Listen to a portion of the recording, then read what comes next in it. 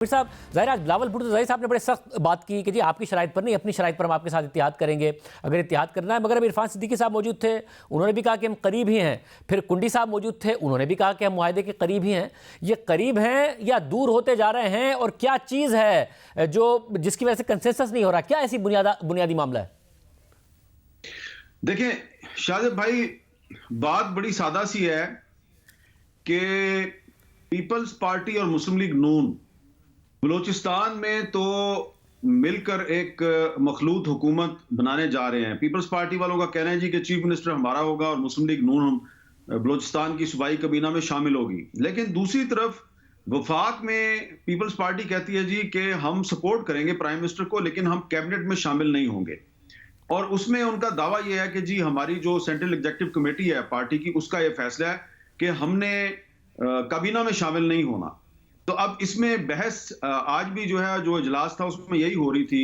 कि चले आप बलूचिस्तान में तो पीपल्स पार्टी और मुस्लिम लीग नून मिलके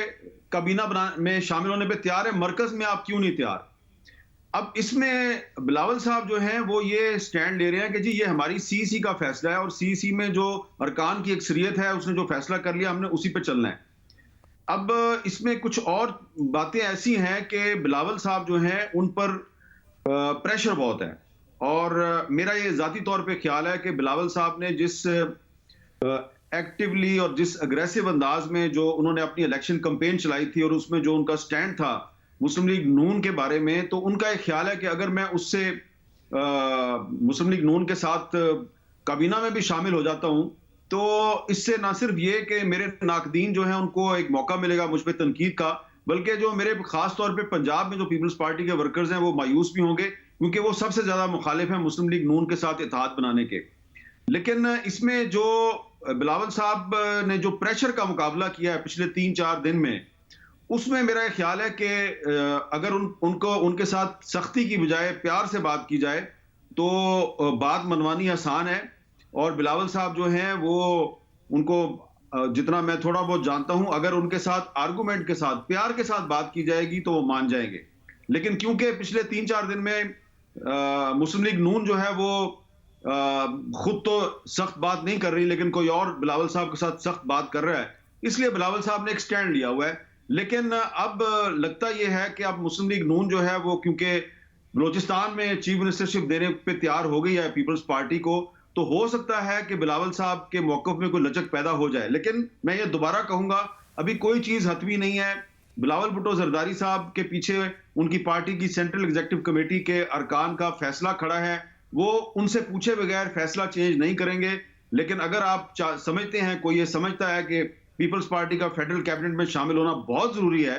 तो फिर आप बिलावल साहब के साथ प्यार से बात करें। डंडे की जुबान अगर उनके साथ इस्तेमाल की जाएगी तो वो फिर आपकी बात नहीं मानेंगे। मतलब और इस सब में आसिफ जरदारी साहब क्या बिल्कुल न्यूट्रल हैं? सब कुछ फैसले सारे के सारे बिलावल भुट्टो जरदारी साहब के हाथ में हैं या कुछ और है मामला? क्या मामला है? देखिए मैंने आपको पहले भी बताया था, बहुत से लोग जो हैं वो मेरी बात से इत्तेफाक नहीं कर रहे थे कि आसिफ जरदारी साहब और बिलावल भुट्टो जरदारी साहब जो हैं वो इस मामले पर एक पेज में हैं। जो फैसला सेंट्रल एग्जीक्यूटिव कमेटी का है वही फैसला जो है वो जरदारी साहब का और बिलावल साहब का फैसला है। और इस वक्त तक बिलावल साहब जो हैं जो उन्होंने स्टैंड लिया हुआ है वही असल में पीपल्स पार्टी का फैसला है, और आसिफ जरदारी साहब जो हैं वो पार्टी की सेंट्रल एग्जीक्यूटिव कमेटी के फैसले के खिलाफ नहीं जा सकते। बल्कि अब तो जो दोनों पार्टियों की जो मुज़ाकराती कमेटी है उसके अरकान ने अब तो ये भी कहना शुरू कर दिया है कि दरअसल आसिफ जरदारी साहब को जो सदर बनाने की पेशकश है ये भी मुस्लिम लीग नून ने किया है। ये पीपल्स पार्टी ने तो ये फेवर नहीं मांगी थी मुस्लिम लीग नून से, और मुस्लिम लीग नून वाले जो हैं वो इसकी तस्दीक भी कर रहे हैं। तो एक दफा फिर मैं यही कहूंगा कि बिल्कुल इस वक्त पाकिस्तान के जो हालात हैं उसकी नजाकत का ये तकाजा है कि दो बड़ी पार्टियां मिलकर हुकूमत बनाएं और बाकी जो छोटी पार्टियां हैं उसको भी उसमें शामिल करें। लेकिन ये पार्टियां अगर आपस में बात करें तो बेहतर है। कोई और जो है वो अगर बिलावल साहब को प्रेशराइज करने की कोशिश करेगा तो मामला बिगड़ सकता है। वैसे साथ में बताएगा कि ज़रा 2022 के बाद से आपने मुतादिद दफ़ा प्रेडिक्ट किया, जब इमरान खान साहब की एक बड़ी टफ लाइन थी कि बहुत मुश्किल टाइम आने वाला है, बहुत मुश्किल टाइम आने वाला है, वो आया भी। फिर 9 मई हुआ, फिर उसके बाद अब जबकि मैंडेट मिला पार्टी को और नज़र आ रहा है कि उनके अब रहनुमा बाहर सामने आ रहे हैं, उन्हें ज़मानतें भी मिल रही हैं, उनका मौक़िफ़ भी आ रहा है। आपको लग रहा है कि अब इवेंचुअली जो डेमोक्रेसी में होता है उसके तहत तहरीक इंसाफ को स्पेस मिलने का ही यहाँ से सिलसिला आगे बढ़ेगा या मुश्किल वक्त आ सकता है एक बार फिर? ये मुश्किल वक्त के बारे में आपने मुझसे एक बड़ा ही मुश्किल सवाल किया है। एक तो मेरा पर्सनल ओपिनियन है, मैं समझता हूं कि पाकिस्तान तहरीक इंसाफ ने जो 8 फरवरी का इलेक्शन है उसमें उन्होंने एक बहुत बड़ा मैंडेट हासिल किया है और पूरा कंट्री वाइड जो वोटर है उसकी एक बड़ी अक्सरियत ने उनको वोट दिया है, तो उनको कुछ ना कुछ फैसिलिटेट किया जाना चाहिए और जबरदस्ती इमरान खान साहब पर मुकदमे नहीं बनने चाहिए और ऐसा नहीं लगना चाहिए कि किसी को बहुत जल्दी है उन्हें सजा दिलवाने की। लेकिन दूसरी तरफ अगर आप ये देखें कि पाकिस्तान तहरीक इंसाफ जो है वो उसको अवाम ने तो मैंडेट दे दिया है, अवाम ने तो जो उनको फेवर देनी थी वो दे दी, लेकिन वो खुद अभी तक फैसला साजी में, डिसीजन मेकिंग में कुछ मेरा ख्याल है कि वो काफी ताखीर कर रहे हैं और कुछ ऐसे फैसले कर रहे हैं जो कि बाद में हो सकता है कि उसका उनको वो फायदा ना हो जिस फायदे की वजह से वो फैसले कर रहे हैं। और एक तो उन्होंने ये बहुत देर लगा दी कि उन्होंने कौन सी पार्टी में अपने आजाद जो कैंडिडेट्स हैं उनको शामिल करना है। पहले वो मजलिस वादतुल मुस्लिमीन की तरफ जा रहे थे, फिर वो अब सुन्नी इत्तेहाद काउंसिल की तरफ आ गए हैं। इसमें भी अभी तक कुछ टेक्निकल प्रॉब्लम्स हैं। तो देखें, अगर तहरीक इंसाफ के ये जो कामयाब MNAs हैं, ये जब पार्लियामेंट में पहुंचेंगे तो ये खुल्लम खुला कह रहे हैं उमर अयूब साहब के हमारी पहली तरजीह जो है वो इमरान खान साहब को रिलीज कराना और बुशरा बीबी साहबा को रिलीज कराना है। तो अगर ये उनका सबसे बड़ा ऑब्जेक्टिव है तो इसके लिए जरूरी है कि पार्लियामेंट के अंदर उनका एक मौसर किरदार हो और सिर्फ ये अकेली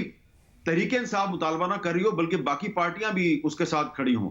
लेकिन अभी तक लग ये रहा है कि तहरीक इंसाफ की एक सोलो फ्लाइट है, कुछ 2-3 छोटी पार्टियों को वो साथ लेके तो चल रहे हैं, लेकिन जो बड़ी पार्टियां हैं अभी नई पार्लियामेंट में वो उनको साथ लेके नहीं चल रहे। तो मुझे लगता है कि